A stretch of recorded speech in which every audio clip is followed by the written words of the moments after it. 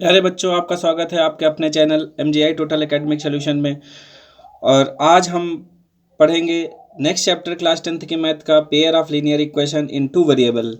मैं आपको बताने जा रहा हूँ मेथड इन क्वेश्चन का कैसे करते हैं और इनका पूरा मेथड मैं बताऊंगा। और इस मेथड को करने के बाद, इस मेथड को सीखने के बाद आप किसी भी बुक का कोई भी क्वेश्चन आप आसानी से कर पाएंगे। तो मेथड को पूरा देखने के लिए आपको वीडियो को पूरा देखना पड़ेगा। अगर आपको वीडियो समझ में आए तो चैनल को लाइक कर लीजिए, सब्सक्राइब कर लीजिए, और अगर कोई प्रॉब्लम हो तो कमेंट करिए। तो स्टार्ट करते हैं। सबसे पहले क्या होता है कि नाम इसका क्या है, pair of linear equation in two variable. तो सबसे पहले बात करते हैं लीनियर इक्वेशन क्या होता है। बच्चों, लीनियर इक्वेशन एक ऐसी इक्वेशन जिसमें से क्या हो कि एक वेरिएबल हो और इस तरीके से हो। अगर सपोज दैट कोई भी इक्वेशन इस तरीके से है 3x+2 = 0 या 3x+2, तो इसमें क्या है कि ये इसमें से एक वेरिएबल है और ये इस तरीके की इक्वेशन क्या कहलाएगी, लीनियर इक्वेशन कहलाएगी। और ये लीनियर इक्वेशन क्या है, एक वेरिएबल में है, लेकिन हमें क्या पढ़ना है, यहाँ पे टू वेरिएबल में पढ़ना है। तो सपोज दैट एक ऐसी इक्वेशन है 3x+4y = 2। अब इसमें से क्या है, ये इसमें से क्या है कि टू वेरिएबल्स हैं जहाँ पे x और y क्या है, वेरिएबल्स हैं, और 3 और 4 क्या है, ये रियल नंबर हैं। रियल नंबर क्या होते हैं बच्चों, रियल नंबर वो होते हैं कि जिनको हम संख्या रेखा पे निरूपित कर सकते हैं। फिर से समझने वाली बात ये है कि हम पढ़ने क्या जा रहे थे, हम पढ़ने जा रहे थे linear equation in two variable. अगर लीनियर इक्वेशन वन वेरिएबल की बात करें तो ये इक्वेशन हो सकती है, अगर टू वेरिएबल की बात करें तो 3x+4y = 2। यहाँ पे क्या है, x और y क्या है, वेरिएबल हैं जो कि दो हैं, तो टू वेरिएबल हो गए। और 3 और 4 क्या है, ये क्या है, रियल नंबर होते हैं। रियल नंबर के बारे में अगर मैं बात करूँ तो रियल नंबर क्या होते हैं, 3 और 4 क्या है, रियल नंबर हैं। बच्चों, रियल नंबर क्या होते हैं, रियल नंबर वो नंबर होते हैं जिनको हम संख्या रेखा पर निरूपित कर सकते हैं, यानी कि √2 पॉइंट वाली वैल्यू 1.5 -3 -4 या 4 5 इस तरीके की जितनी भी वैल्यूज़ हैं वो रियल नंबर होती हैं। तो रियल नंबर वो नंबर होते हैं जिनको हम नंबर लाइन पे रिप्रेजेंट कर सकते हैं, यानी संख्या रेखा पे निरूपित कर सकते हैं। तो हम पढ़ रहे थे कि linear equation in two variable, तो ये टू वेरिएबल आ गए। अगर इसे मान लो सपोज दैट हम इसको जनरल फॉर्म में लिखें तो इसको हम इस तरीके से लिख सकते हैं कि ax + by + c = 0, ऐसा हम लिख सकते हैं। तो यहाँ पे क्या हो गया, ये linear equation in two variable हो गया।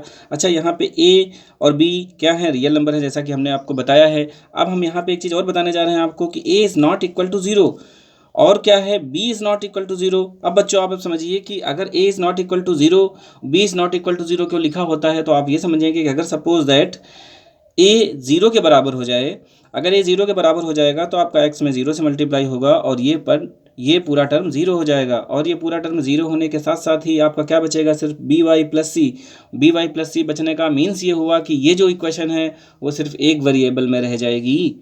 समझ पाए। अब अगर जैसे मान लो b = 0 की अगर हम बात करें, b ≠ 0 यहाँ पे लिखा है, अगर 0 के बराबर नहीं है, b ≠ 0 यानी कि जो b है वो 0 के बराबर नहीं होना चाहिए। इसका मीन्स यही हुआ, अगर सपोज दैट हम मान लेते हैं कि b को 0 के बराबर अगर हम कर देंगे तो 0 × y यानी कि 0 हो जाएगा। और फिर ये जो भी इक्वेशन बचेगी वो x वाले टर्म में बचेगी, यानी कि इसमें टू वेरिएबल नहीं बचेंगे, सिर्फ एक ही वेरिएबल बचेगा। इसलिए इसमें से कंडीशन दे रखी होती है कि जो a ≠ 0 और b ≠ 0, यानी कि a को भी 0 के बराबर नहीं होना है और b को भी 0 के बराबर नहीं होना है।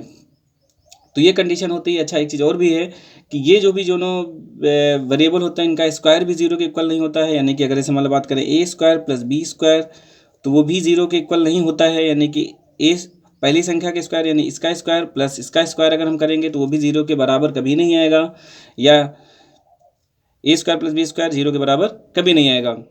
तो ये चीज़ आपको समझ में आई। अब इसके बाद में हम आगे की बात करते हैं बच्चों। तो ये पूरी बात आपको समझ में आ गई, लेकिन पूरी हम इस पे ध्यान देंगे, pair of linear equation in two variable. तो आपको ये तो समझ में आ गया कि इक्वेशन इन टू वेरिएबल तो समझ में आ गया, लेकिन यहाँ पे पेयर शब्द दे रखा है।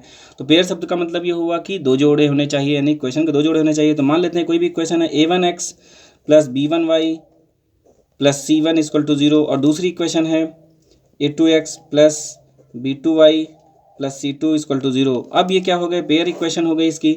अब हम इसके बात करते हैं कि इस तरीके के इक्वेशन को सॉल्व करने के मेथड क्या क्या होते हैं। तो इन दोनों इक्वेशन को सॉल्व करने के आपके दो मेथड दे रखे हैं आपके क्लास 10th में। तो पहला मेथड जो भी होता है वो होता है ग्राफिकल मेथड, यानी कि ग्राफ वाला मेथड।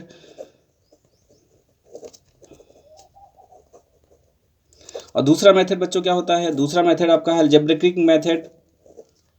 अलजेब्रिक मेथड दे रखा है, अलजेब्रिक मेथड दे रखा है आपको बच्चों। तो इस तरीके से दो मेथड आपको मिल जाएंगे, ग्राफिकल मेथड यानी ग्राफ वाला मेथड, और अलजेब्रिकल मेथड यानी कि बीजगणित वाला मेथड, जैसा कि आप लोग सभी जानते हैं।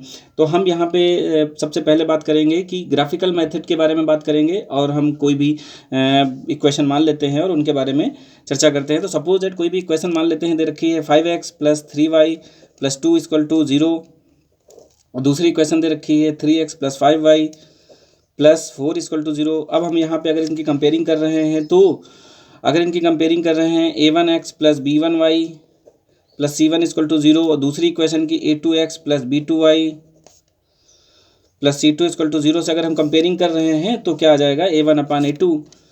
अगर कंपेयरिंग कर रहे हैं तो क्या आ जाएगा, a1/a2 is not equal to b1/b2। अब आप चेक करें कि यहाँ पे a1 की वैल्यू कितनी है, 5 है, यहाँ पे a2 वैल्यू कितनी है, 3 है, यानी कि ये कितना आ रहा है, 5/3, ठीक है, इस इक्वल टू, अब यहाँ पे कितना आ रहा है, 3/5। तो 5/3 इज़ नॉट इक्वल टू होता है 3/5। अगर ऐसी कंडीशन आपको मिल जाएगी तो क्या होगा बच्चों, अगर ऐसी कंडीशन आपको मिल जाएगी तो क्या होगा कि ये ग्राफिकल लाइन जो भी होंगी, जो ग्राफ में जो लाइन खींची जाएंगी, उसमें से क्या होगा, वो एक पॉइंट पे कट कर रही होंगी, यानी कि लाइन इस तरीके से होंगी, और पर्टिकुलर एक सिंगल पॉइंट पे कट कर रही होंगी, इस तरीके से पर्टिकुलर एक सिंगल पॉइंट पे कट कर रही होंगी, यानी इनका क्या होगा, सिर्फ एक ही सोल्यूशन होगा। यानी कि इस तरीके की इक्वेशन जिसमें से जहाँ पे a1/a2 is not equal to b1/b2 होगा, ऐसी अगर इक्वेशन दी रखी होगी और ये जो भी कंडीशन है वो होल्ड कर रही होगी, इस तरीके की कंडीशन अगर होल्ड कर रही होगी, तो उस तरीके की इक्वेशन के क्या होंगे, सिर्फ एक ही सोल्यूशन होगा, सिर्फ एक ही सोल्यूशन होगा। जिसके दो पॉइंट हो जाएंगे। पहला पॉइंट क्या होगा, पहला पॉइंट होगा कि इस तरीके से जो लाइंस होंगी वो पर्टिकुलर सिर्फ एक पॉइंट पे कट करेंगी, और दूसरा पॉइंट क्या होगा, दूसरा पॉइंट बच्चों ये होगा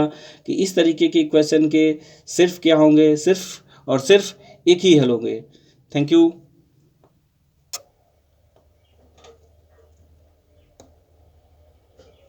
बच्चों तो यहाँ पे इसके दो पॉइंट हो जाएंगे। पहला पॉइंट हो जाएगा लाइंस जो भी हो intersect on only single point, यानी कि वन पॉइंट पे इंटरसेक्ट करेंगी, और दूसरा पॉइंट हो जाएगा equation has only one solution, equation का केवल एक ही सोल्यूशन होगा। अब हम मूवमेंट करते हैं दूसरी कंडीशन की ओर। बच्चों इसमें से दो इक्वेशन ले सकते हैं। सपोज दैट इक्वेशन ये है 10x + 20y + 4 = 0, और अगली इक्वेशन है 5x + 10y + 2 = 0। अब बच्चों अगर इसे सपोज दैट हम यहाँ पे a1 = 10, b1 = 20 और c1 = 4, a2 = 5, b2 = 10 और c2 = 2 आ जाएगा बच्चों। अगर हम यहाँ पे बात कर रहे हैं a1/a2 = b1/b2 = c1/c2, तो बच्चों हम देख रहे हैं यहाँ पे 10/5 = 10/5 20/10, और ये आ जाएगा 4/2। तो हम यहाँ पे देख रहे हैं दोनों की वैल्यूज़ में कितना आ रहा है, अगर हम कट कर रहे हैं तो सब में कितना आ रहा है, 2 = सब में 2 आ रहा है। तो इसका मतलब यहाँ पे क्या आ रहा है, a1/a2 = b1/b2 = c1/c2। इसका मतलब ये हुआ कि अगर इस तरीके की कंडीशन दे रखी है तो लाइंस कैसे जाएंगी। तो पहला पॉइंट है कि अगर इस तरीके की कंडीशन दे रखी होंगी तो कोई भी लाइन जो ग्राफ में होगी, वो एक लाइन अगर इसे सपोज, तो ये लाइन जो भी होगी, एक लाइन अगर इधर है तो दूसरी लाइन भी क्या होगी, इसी के ऊपर होगी लाइन। अगर एक लाइन एक दूसरे के ऊपर है तो जाहिर सी बात है कि उसमें बहुत सारे उसके सोल्यूशन हो सकते हैं। जैसा कि हमने बताया था इसके पहले वाले में से कि अगर लाइन पर्टिकुलर एक पॉइंट पे कट कर रही है तो सिर्फ उसका एक सोल्यूशन होगा। लेकिन यहाँ पे हम देख रहे हैं कि एक लाइन अगर दूसरी लाइन के ऊपर जा रही है, ठीक, तो ये बहुत सारे पॉइंट पे कट करेगी, यानी कि बहुत सारे पॉइंट पे टच करेगी, और बहुत सारे पॉइंट पे टच करेगी, तो इसका मतलब इसके बहुत सारे सोल्यूशन होंगे। तो इसका मतलब पहला पॉइंट इसमें हो जाएगा कि जो लाइन्स होंगी वो आपस में से क्या होंगी कि एक दूसरे के संपाती होंगी, यानी कि एक के ऊपर एक होंगी, यानी कोई एक्सियल लाइन पे होंगी। और दूसरी इसकी जो कंडीशन है, दूसरी कंडीशन ये हो जाएगी कि इसमें से क्या होंगे, इसके अनेक हल होंगे, यानी कि इनफाइनाइट सोल्यूशन होंगे। तीसरी कंडीशन की ओर मूवमेंट करते हैं। तो इसमें से इक्वेशन क्या मान लेते हैं, इक्वेशन हम ऐसी मान लेते हैं, इक्वेशन ऐसी मानेंगे जिसमें से वैल्यूज़ जो भी हो वो डिफरेंट टाइप की हों। तो डिफरेंट टाइप की वैल्यूज़ क्या हो सकती हैं, मान लेते हैं कि एक वैल्यू है ऐसा, एक इक्वेशन है 5x + 10y - 3, और दूसरी इक्वेशन है 2x + 7y + 9 = 0 = 0। बच्चों एक क्वेश्चन है 2x + 4y + 9 = 0। तो ये A1 है, ये B1 है और ये C1 है, ये A2 है और ये B2 है और ये C2 है। तो यहाँ पे हम चेक कर रहे हैं A1/A2 = B1/B2 is not equal to C1/C2। बच्चों चेक करते हैं, यहाँ पे A1/A2 की वैल्यू कितनी आ रही है 5/2, ठीक है। और यहाँ पे B1/B2 की वैल्यू कितनी है 10/4। अगर 10/4 को हम कट करेंगे 2 से तो ये आ जाएगा 5/2। और यहाँ पे C1/C2 की वैल्यू कितनी आ रही है, यहाँ पे -3 और यहाँ पे आ रही है 9, जो इसके इक्वल नहीं है।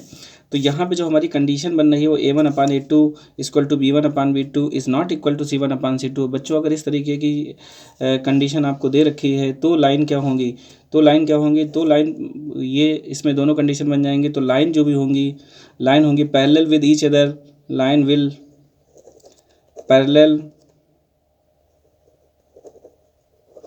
पैरेलल विद ईच अदर,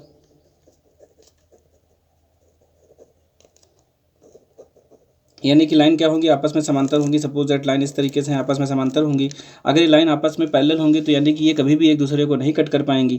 अगर कभी एक दूसरे को नहीं कट कर पाएंगी तो क्या होगा, इसकी दूसरी कंडीशन बन जाएंगी, इसके कोई भी हल नहीं होंगे, यानी कि इसका नो सोल्यूशन होगा, नो सोल्यूशन। अगर दोनों लाइन पैरेलल हैं तो वो कभी एक दूसरे को कट नहीं कर सकते हैं, इसका मतलब इसका कोई भी सोल्यूशन नहीं होगा। बच्चों वीडियो देखने के लिए धन्यवाद। वीडियो अगर आपको अच्छा लगा हो तो लाइक करें, शेयर करें, कमेंट करें और बेल आइकन को दबा दें, इससे आने वाले वीडियो के नोटिफिकेशन आपको मिलते रहें। धन्यवाद।